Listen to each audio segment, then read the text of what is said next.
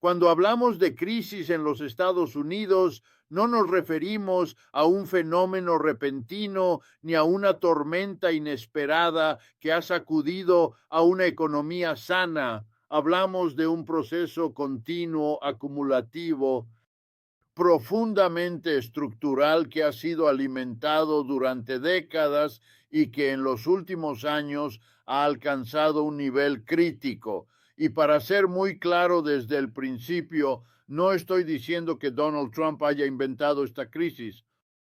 Lo que afirmo, y lo afirmo con plena responsabilidad, es que Trump ha fracasado rotundamente en enfrentarla y en muchos casos la ha profundizado. Permítanme que lo explique con la crudeza necesaria. Estamos viviendo una etapa avanzada de decadencia imperial. Los síntomas están en todas partes y si uno sabe dónde mirar, la evidencia es abrumadora. El sistema de salud está colapsado, los niveles de deuda pública y privada son insostenibles, la infraestructura envejece sin planes reales de renovación, la desigualdad se ha disparado a niveles sin precedentes y la confianza en las instituciones ha caído por debajo de mínimos históricos. Y sin embargo, los discursos oficiales siguen hablando de recuperación, de crecimiento, de América primero, palabras vacías que contrastan con la experiencia diaria de millones de trabajadores. Durante el mandato de Trump, vimos un espectáculo político que oscureció aún más la posibilidad de un análisis serio. Se confundió liderazgo con espectáculo, políticas económicas con tweets y decisiones estratégicas con caprichos personales. Se promovieron recortes fiscales masivos a las grandes corporaciones con la promesa de una lluvia de inversiones que nunca llegó. Se desmantelaron regulaciones financieras claves bajo la excusa de liberar al mercado solo para abrir la puerta a nuevas formas de especulación desenfrenada y se ignoraron sistemáticamente las advertencias de epidemiólogos, economistas y científicos. Todo eso no solo aceleró la fragilidad del sistema, sino que mostró que en vez de liderar una transformación necesaria, se optó por una profundización del viejo modelo neoliberal que ya no da más. Uno de los errores más graves del trumpismo fue su incapacidad o su falta de voluntad para entender que el capitalismo estadounidense ya no funciona para la mayoría. Esta no es una opinión ideológica, es una conclusión empírica. En las últimas 3 décadas, la productividad ha aumentado de manera sostenida, pero los salarios reales se han estancado o incluso han caído. ¿A dónde fue esa riqueza adicional generada por los trabajadores a los bolsillos de una élite corporativa cada vez más reducida? Y lo que es aún más preocupante, esa concentración de riqueza ha venido acompañada de una concentración de poder político que erosiona la democracia misma. Trump no solo no revirtió esa tendencia, sino que la aceleró. Nombró a multimillonarios en cargos clave del gabinete, impulsó desregulaciones que beneficiaron a las grandes farmacéuticas, a Wall Street y al complejo militar industrial. Prometió traer de vuelta los empleos manufactureros, pero esos empleos nunca regresaron. Lo que sí regresaron fueron los viejos fantasmas del nacionalismo económico, del racismo estructural y de la polarización social. Y así, en lugar de reconstruir el contrato social, lo rompió aún más. Algunos dirán que la pandemia fue el verdadero detonante de esta crisis. Yo no lo niego. El impacto del COVID-19 fue devastador. Pero insisto, una pandemia no destruye un sistema robusto, lo que hace es desnudar sus fallas estructurales. Y en el caso de los Estados Unidos, lo que quedó al descubierto fue un sistema profundamente desigual, desorganizado y vulnerable. Mientras millones perdían sus empleos y sus hogares, las grandes tecnológicas duplicaban sus beneficios. Mientras los hospitales colapsaban, las aseguradoras privadas seguían reportando utilidades récord. Y mientras la población más pobre moría en proporciones escandalosas, los millonarios acumulaban niveles de riqueza jamás vistos. En ese contexto, la gestión de Trump fue más que insuficiente, fue negligente, desde la negación inicial del virus hasta la politización de las medidas sanitarias. Todo contribuyó a una catástrofe humana que podría haberse evitado en gran parte. Pero incluso más allá de la pandemia, la falta de inversión en salud pública, educación y servicios sociales revela una lógica política que considera a los ciudadanos como consumidores, no como sujetos con derechos. Esa es la lógica del neoliberalismo y Trump, a pesar de su retórica antisistema, fue uno de sus más fervientes ejecutores. Y no, no se trata de una simple crítica partidista. No me interesa jugar el juego demócratas contra republicanos. Lo que intento mostrar es que el modelo económico que ambos partidos han defendido durante décadas está agotado. Lo que cambió con Trump no fue el rumbo del país, sino el tono. Se hizo más ruidoso, más cruel, más directo en su desprecio hacia los trabajadores, los inmigrantes y las minorías, pero la estructura siguió siendo la misma, un sistema diseñado para beneficiar a unos pocos a expensas de la mayoría. Esta es la gran ironía de los últimos años. Millones votaron por Trump porque se sentían abandonados por el sistema, querían un cambio, y lo que recibieron fue una versión aún más dura de ese mismo sistema. Más privilegios para los ricos, más militarización de la policía, más criminalización de la protesta, más destrucción del medio ambiente, más ataques a los sindicatos, en resumen, más de lo mismo, pero con esteroides.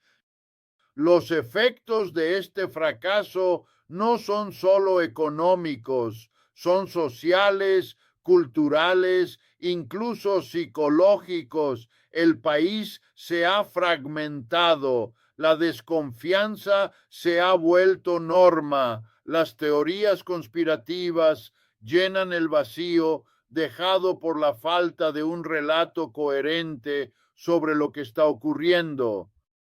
Y mientras tanto, el tiempo avanza, el cambio climático acelera, las tensiones geopolíticas crecen, el dólar, por primera vez en décadas, comienza a perder su hegemonía global, y el liderazgo político sigue enfrascado en peleas estériles, sin una visión de futuro. En mi opinión, estamos ante una encrucijada histórica, no porque la historia se repita, sino porque los errores se acumulan y cuando los errores no se corrigen se convierten en desastres anunciados. El fracaso de Trump no es solo el fracaso de un individuo, es el fracaso de una élite económica y política que ha dejado de escuchar, de aprender y de responder a las necesidades reales de la población. Y si no reconocemos eso, si seguimos culpando solo a los síntomas sin analizar las causas, entonces la crisis no solo continuará, se profundizará. Muchos analistas tratan de separar la economía de la política como si fueran dos esferas independientes. Yo rechazo esa separación. La economía es política y en los Estados Unidos la política ha sido secuestrada por intereses económicos muy específicos, intereses que lejos de buscar el bienestar común, actúan únicamente para maximizar sus beneficios. Esa captura del Estado no comenzó con Trump, pero bajo su administración se volvió tan evidente que solo los más ingenuos podían seguir negándolo. Veamos, por ejemplo, la reforma tributaria que impulsó en el año 2017. Fue presentada como un alivio para la clase media y un estímulo para las pequeñas empresas. El resultado, más del 80% de los beneficios fueron a parar al 1% más rico del país. Las grandes corporaciones utilizaron las rebajas fiscales no para aumentar salarios ni contratar más personal, sino para recomprar sus propias acciones, inflar artificialmente su valor en bolsa y enriquecer a sus ejecutivos.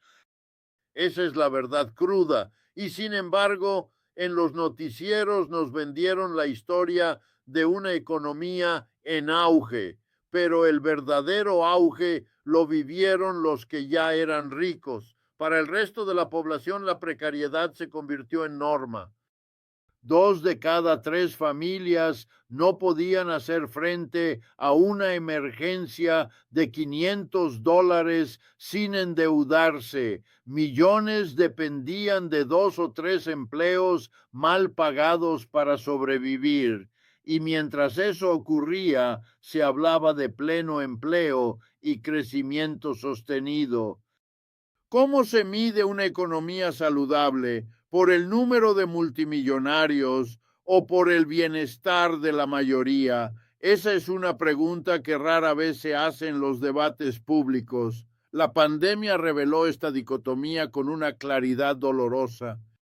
Mientras las bolsas de valores alcanzaban máximos históricos, millones de personas hacían fila en los bancos de alimentos. ¿Cómo puede ser que en la misma semana en que se informaba del mayor crecimiento en Wall Street, también se registrara el mayor número de desalojos en décadas? La respuesta es simple. El sistema no está diseñado para garantizar derechos, sino para generar rentabilidad. Y en ese marco, los seres humanos se convierten en recursos prescindibles.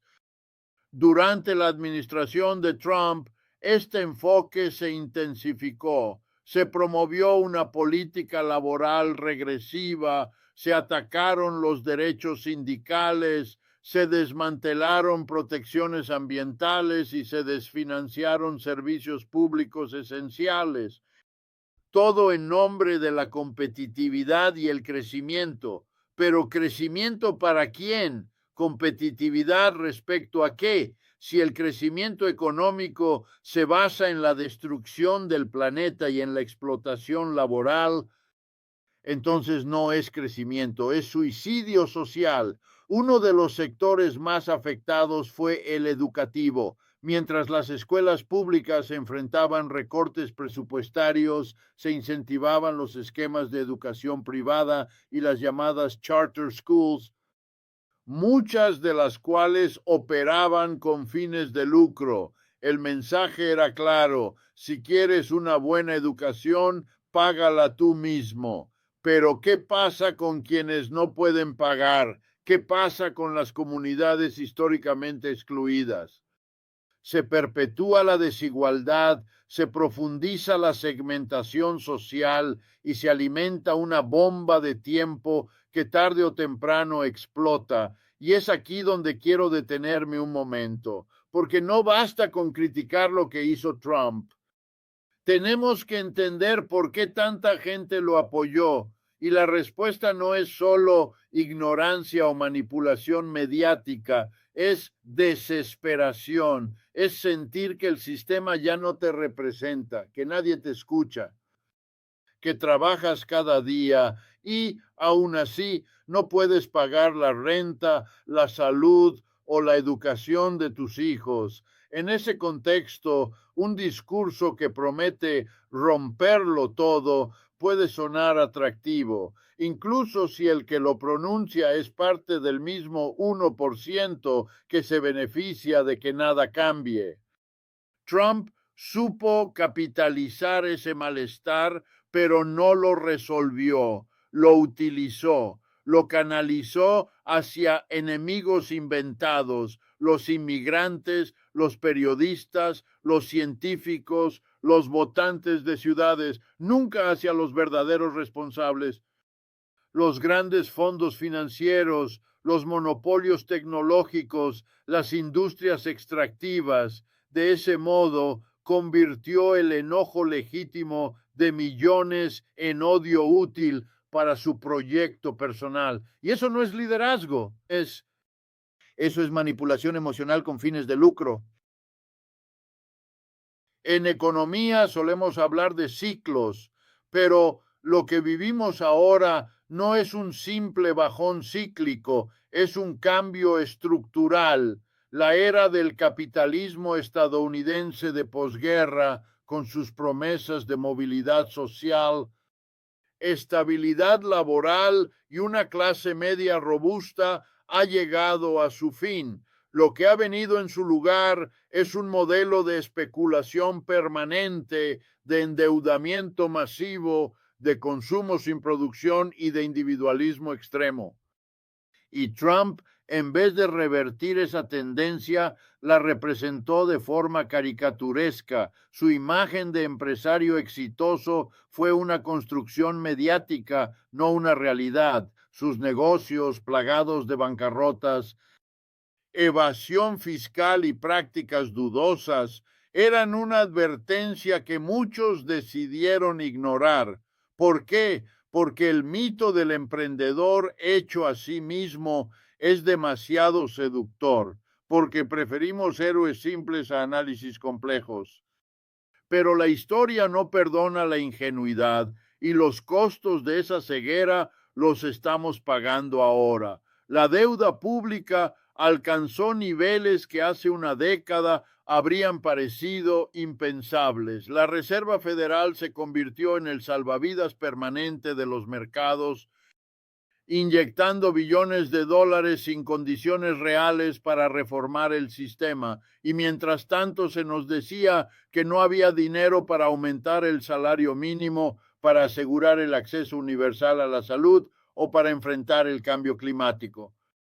Es decir, para lo esencial. Yo me he pasado la vida enseñando economía política y puedo decir sin ambajes que lo que vivimos no es sostenible, no lo es socialmente, porque genera un resentimiento acumulado que puede desembocar en formas violentas de ruptura. No lo es ambientalmente, porque agota recursos y destruye ecosistemas a un ritmo vertiginoso. Y no lo es políticamente, porque debilita la confianza en la democracia y abre las puertas al autoritarismo. Trump no creó esta crisis, pero fue un acelerador, un catalizador del colapso, un ejemplo extremo de lo que ocurre cuando se confunde gestión pública con branding personal, cuando se gobierna para los mercados en lugar de para la gente, cuando se destruyen los canales de deliberación racional en nombre del espectáculo permanente. Y si no aprendemos de esa experiencia, el precio a pagar será aún más alto. Por eso es urgente un cambio de rumbo. No un maquillaje superficial, no una vuelta a la normalidad que ya era injusta y excluyente, sino una transformación profunda del modelo económico, de las relaciones laborales, del sistema financiero, de las prioridades del Estado. Y para eso se necesita más que voluntad política, se necesita organización social, conciencia crítica y una visión clara de futuro. Una de las señales más evidentes del deterioro del sistema es la explosión del endeudamiento personal. Hoy, más de 70 millones de personas en los Estados Unidos tienen algún tipo de deuda asociada a estudios, salud o tarjetas de crédito. Eso no es una casualidad, es el resultado directo de una política que ha transferido sistemáticamente los costos del bienestar desde el Estado a los individuos. Estudiar es una inversión personal. Enfermarse es un riesgo financiero. Envejecer es una amenaza a la estabilidad del hogar. La vida, en suma, se ha convertido en una apuesta constante. El modelo neoliberal que Trump defendió bajo un barniz populista convierte cada necesidad en una oportunidad de negocio. Necesitas medicinas, que las pague tu seguro. ¿Quieres ir a la universidad? Endeúdate por décadas. ¿Quieres jubilarte dignamente? Ahorra en fondos privados que especulan con tu futuro. Y si algo falla, la culpa será siempre tuya, nunca del sistema que te obligó a elegir entre comer y pagar el alquiler. En esta lógica, el Estado se presenta como un obstáculo, no como una herramienta para garantizar derechos. Por eso se recortan impuestos a los ricos mientras se reduce el gasto público en transporte, educación y vivienda. Por eso se promueven privatizaciones disfrazadas de eficiencia. Por eso se criminaliza la pobreza en lugar de atacarla desde la raíz.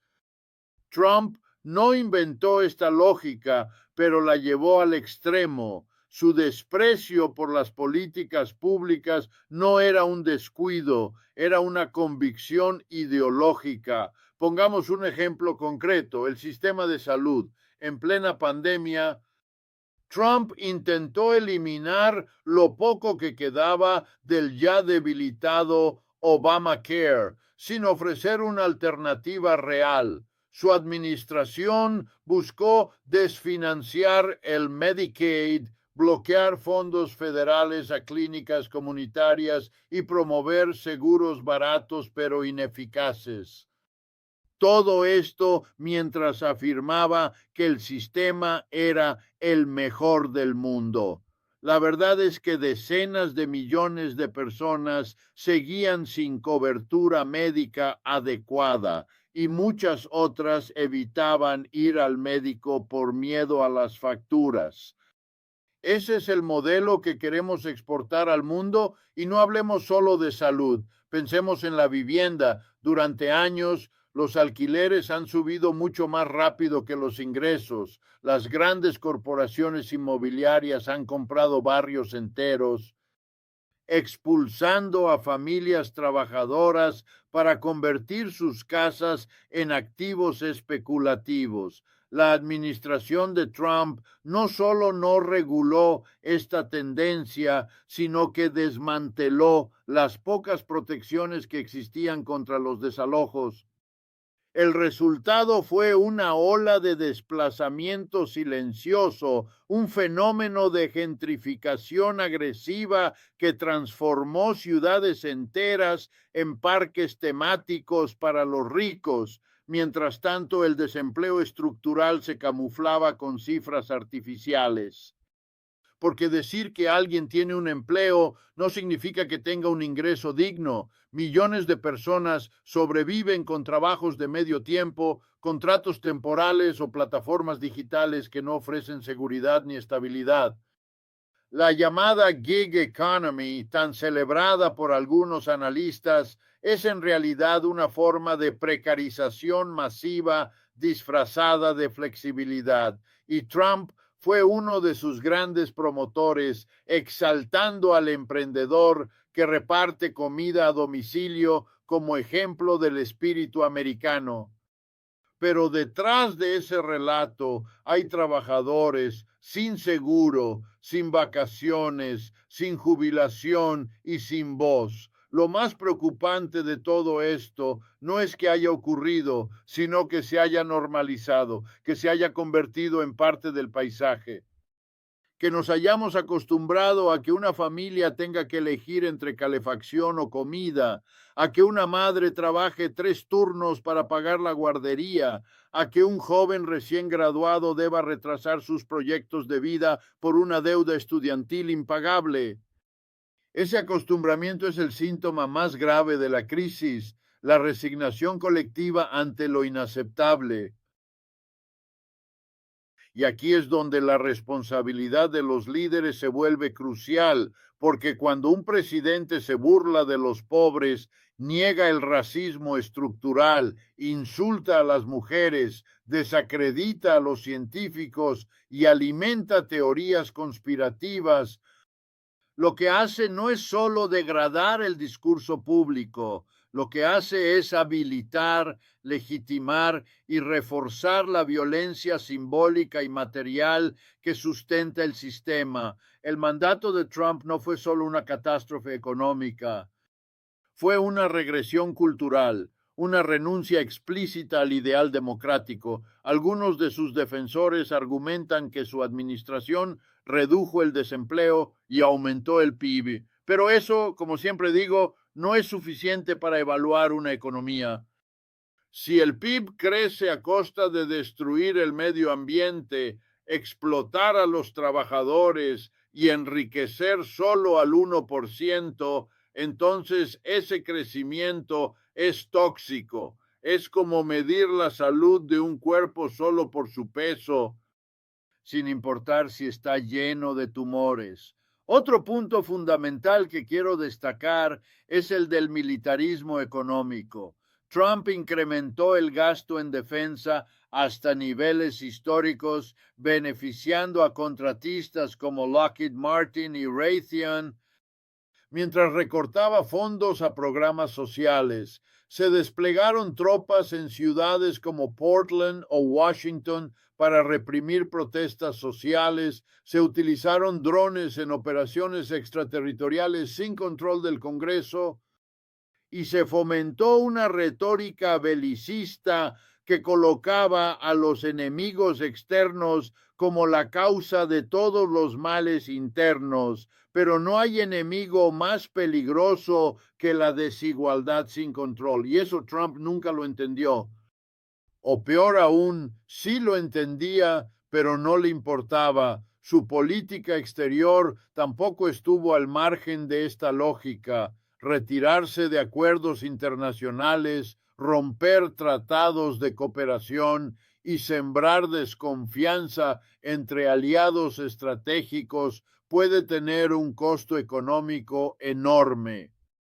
La diplomacia, al fin y al cabo, también es una inversión, pero en lugar de fortalecer las redes de intercambio, Trump optó por el unilateralismo agresivo, un estilo que solo beneficia a los sectores que ganan con la inestabilidad global.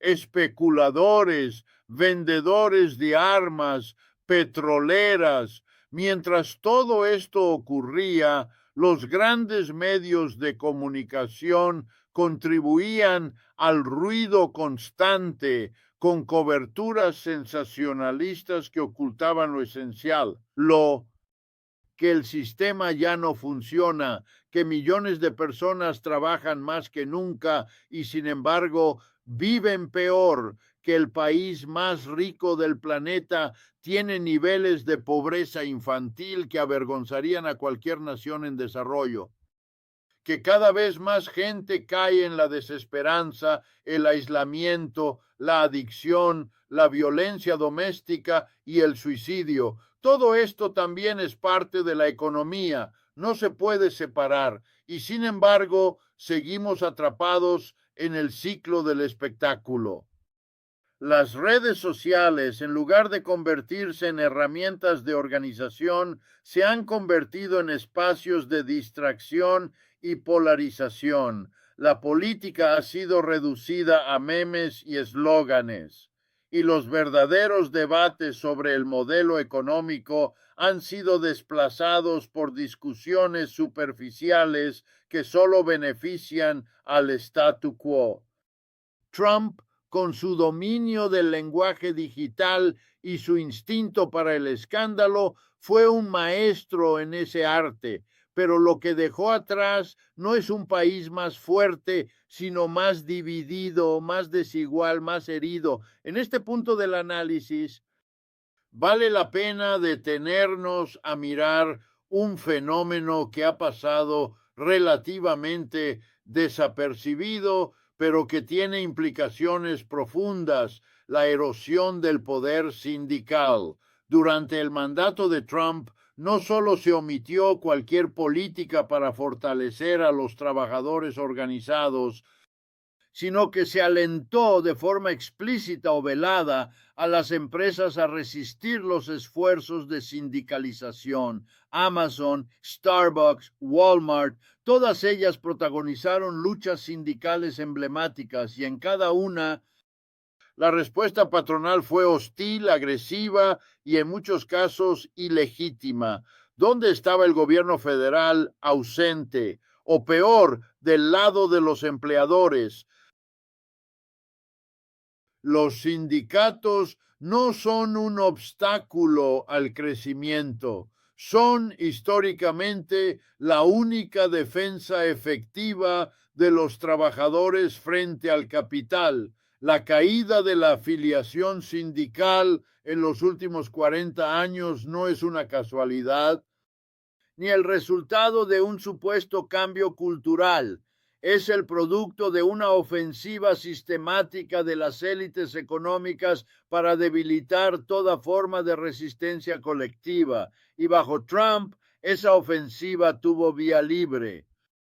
Se nombraron jueces laborales que fallaban invariablemente a favor de las empresas. Se desmantelaron regulaciones que protegían a los organizadores. Se amenazó públicamente a los huelguistas. Esa política antisindical no solo afecta los ingresos y las condiciones de trabajo, tiene consecuencias políticas. Cuando los trabajadores pierden su capacidad de organización, también pierden su voz en el proceso democrático. Y cuando esa voz se apaga, otros discursos ocupan su lugar.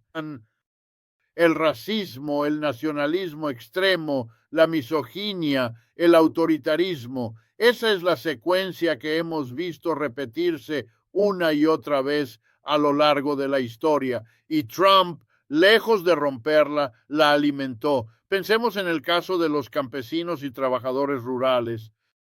Muchos de ellos apoyaron a Trump convencidos de que defendería sus intereses frente a las grandes ciudades y las élites globalistas. Pero ¿qué recibieron a cambio? Aranceles que perjudicaron sus exportaciones, subsidios temporales que no compensaron las pérdidas y una política migratoria que les quitó mano de obra esencial. Porque no nos engañemos, la agricultura estadounidense depende del trabajo de inmigrantes, muchos de ellos sin papeles, y criminalizar a esos trabajadores es dispararse en el pie. Pero el discurso antiinmigrante era demasiado útil como para dejarlo de lado, aunque eso implicara sabotear a sus propios votantes.